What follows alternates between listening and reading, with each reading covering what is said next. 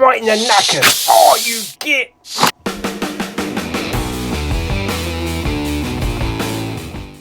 Hey everyone, Big Pauly back for a new episode of What's in the Poundland Bin. Yes, a little bit later than usual because I forgot to record it yesterday because I was a lazy bastard. Yes, anyway, we are here now, Sunday. Yeah, I'm also hoping to get a brand new episode out. What's all the arm waving? I'm hoping to get a brand new episode of A Carpenter's Tale out today as well. So you might see that by the end of the day. Not sure what I'm picking yet. But anyway, let's not talk about that. This is Poundland Bin time. Yes, right. Okie dokie. Let's have a look and see what we're going to get this week. How many films did Nicolas Cage actually make? What's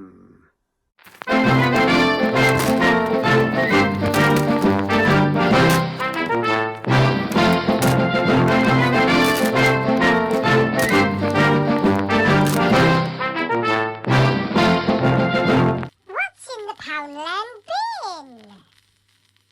Hello, Poundland Bin.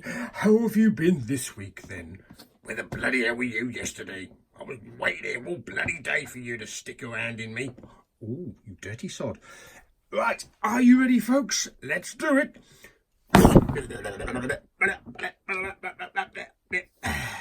Okie dokie. Down we go. Oh, yes, baby. Oh, yeah. Oh, my goodness me. I think I've lost my fingers. I've got one. Do you know what? It's wrapped. Oh, yes, baby. Do you know I don't need to go to the gym? I'll just get my squats in going down to the Poundland Bin. Oh, I could do this all day. Oh. Right. Oh, shit. That's another video. Right, okay, what have we got then? I don't know. I can't see it. You stupid twat. Right, let's have a look. Okay. Okay. Going for a bit of a war film this time. A Brian De Palma film. Truth is the first casualty of war. Redacted. Not pterodactyl or pterodactyl. What are you talking about, you stupid boy? Redacted. From the acclaimed director of Carlito's Way. Shocking, harrowing, chilling, incendiary. Just what a Sunday needs. Brilliant. De Palma reinvents both himself and US cinema.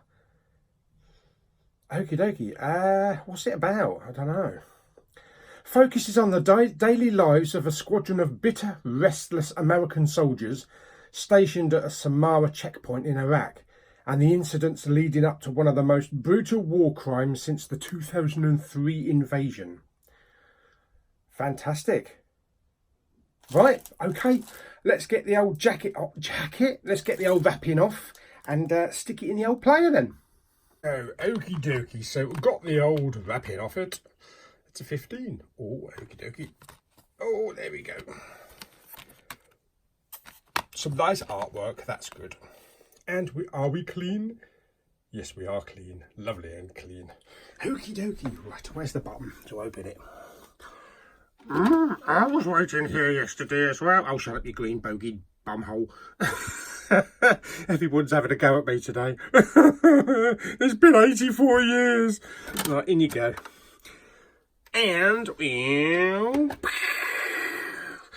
a few of you noticed last week, at the beginning of the video, you already knew what I'd picked because it was in there, killing season. Not today, suckers. You're going to have to bleed and wait. Hang on a minute, that didn't make sense, did it? You already know what I've picked. It's turning into one of those days, isn't it? It's turning into one of those days. Either that or I'm losing it big time. Oh dear, right, let's sit my big fat ass down on the chair and let's get comfortable. Get out of the way, pillow. Oh, yes. Okie dokie. So what have we got then? Oh, I can hear some music. Right, okay. Oh, God. Gonna have to get up again in a minute, pull the curtains. Right, okay, so I've got some Diet Coke in there. And it's too early to have anything heavy like popcorn, so I'm having a chocolate donut. Hey, I didn't earn that chocolate. I didn't earn that t-shirt by not eating a chocolate donut. Whatever happened to your diet? I think my diet decided to fuck off over the wall. Right, anyway. Calm down, boy. You haven't even started on your chocolate donut yet. Oh, she says.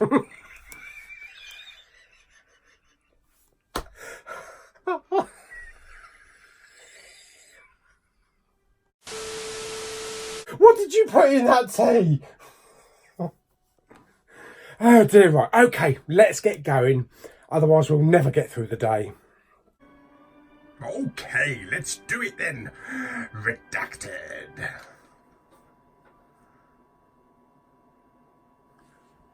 Optimum Home Video.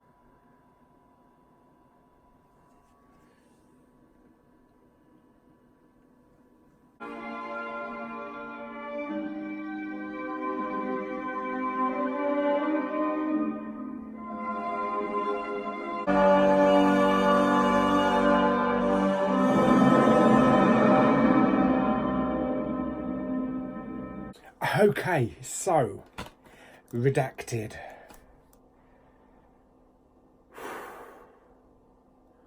Well, that's one way to depress the hell out of you. Oh, Jesus Christ. My God. Very powerful film. Not an easy watch either. It's about this group of soldiers out in Iraq.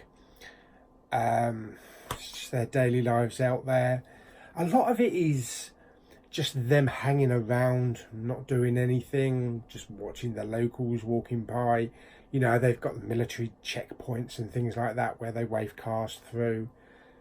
And most of it is just like interaction between the soldiers and telling their stories and that. Sometimes you get actual film, and then sometimes you'll get it from like a news reporter's point of view, with, you know, all the logos and all that kind of stuff from the press. Also, there's a lot of in-film camcorder action. So like one of the soldiers has a camcorder videoing all his mates and all that kind of stuff. Basically the whole film centres around, towards the middle of the film, a group of these soldiers that go to this Iraqi house where this family lives, and they literally rape the 15-year-old daughter multiple times. And you actually do partly see part of it. It is a tough watch.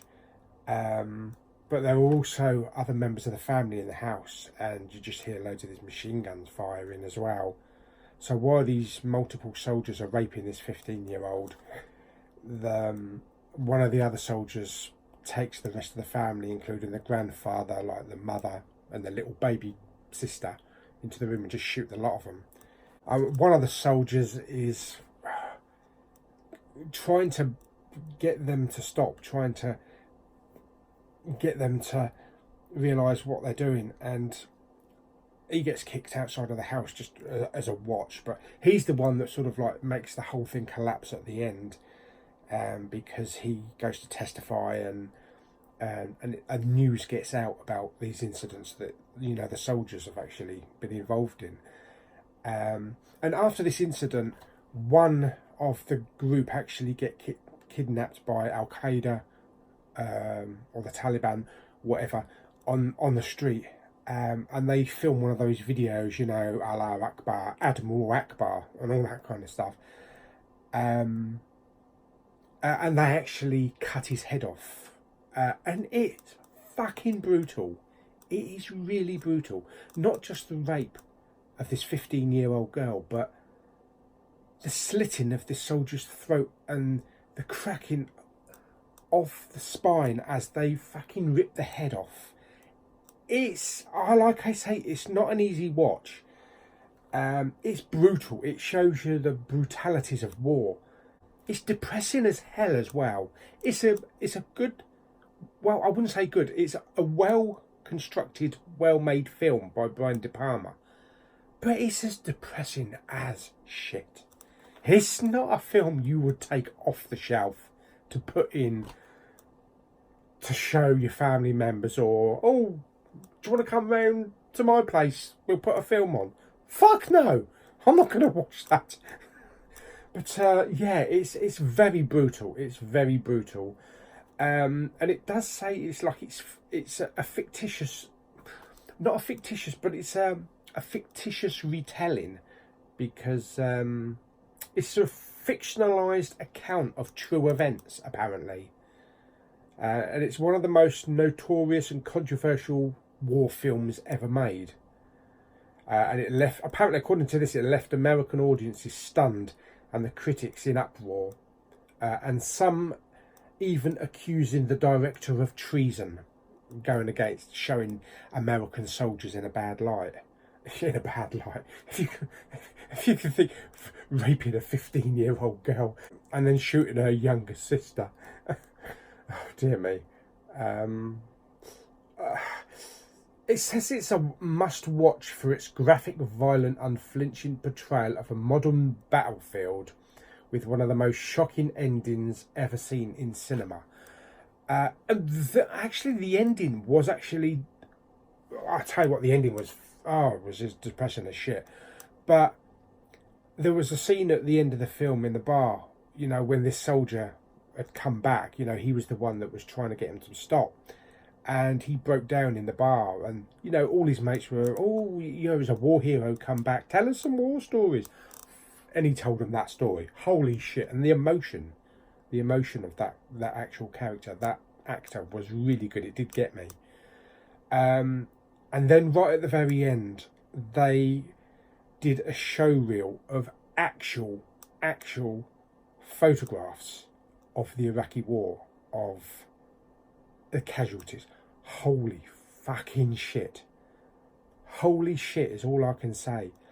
They were so graphic, and some of them are very sad. But it's not, like I say, it's not an easy watch.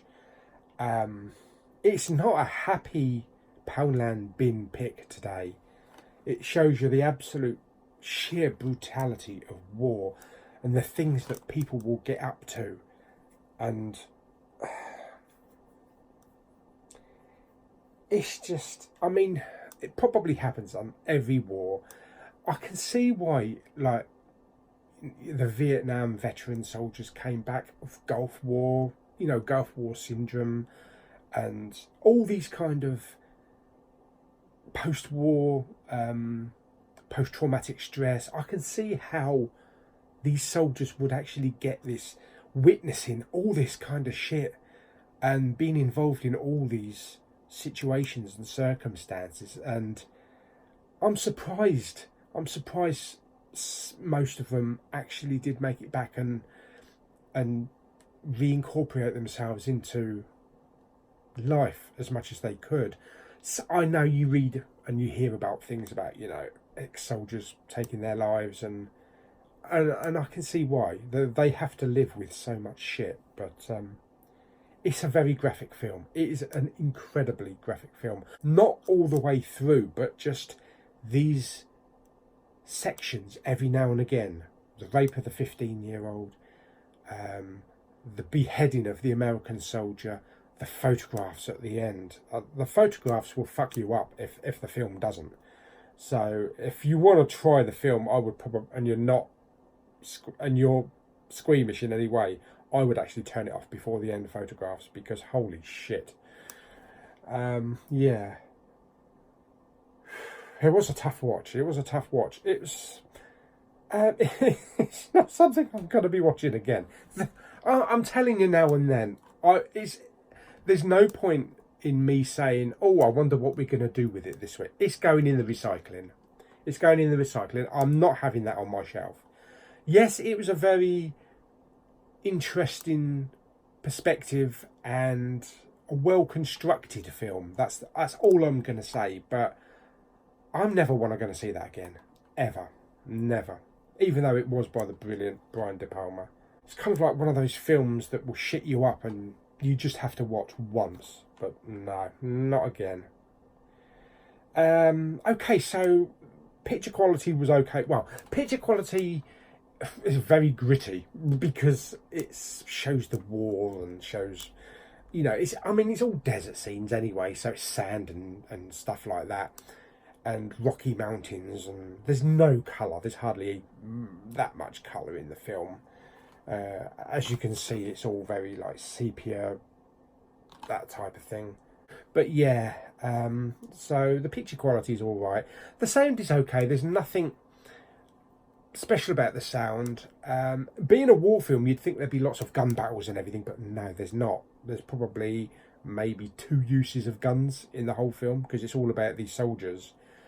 There was one scene with a couple of soldiers and a sofa, and I almost shit my pants. It's one of those instances, you know, it's like the Final Destination bus scene, that kind of thing. But yes, I'm glad I wasn't holding anything because I would have sodding dropped it all over the floor. But yes, the sound was okay. The sound was not bad. All the dialogue was pretty good. The film is 90 minutes. So I am glad it wasn't 2 hours because I don't know if I could have sat through that for another half an hour. It's DTS HD Master Audio 5.1, which actually upscaled to Neuro, and it's region locked B. There are no special features. Thank God for that, because I wouldn't have wanted to sit through any of that. Okay, so how would I rate it on a scale of 1 to 10? I'm going to rate it at a 6. Yes, and that's only because it was a well-constructed insight into these soldiers. 15. It's 15. Jesus Christ, it's 15. I would have seriously put that as a sodding 18 just for the bloody photos at the end. Oh dear. Right, okay, so that's Redacted. And I can safely say that Redacted will be going in the recycling. Yes, there's the recycling. In you go. Now, the only problem here is everything that's going in that recycling bin will go to Lou for bingo prizes for her dialysis patients. I don't know if I want to put that on them. Jesus Christ, as if they ain't going through enough shit as it is in hospital. I think I might just actually take that one out and just go and flang it in a skip or something. No, I'll just go and give it to a charity shop or something. But no, I don't think dialysis patients will be happy to be sitting through that while they're having all their blood sucked out and pushed back in again. Jesus. Right, okay, so yes, we are done with the Poundland bin. Thank shit this week. Right, well, I hope you enjoyed this week's Poundland bin. It was one of the more depressing ones. I really hope we get some good comedy next week or something to put a smile on your face, because this was depressing as hell. Yes, right, okay.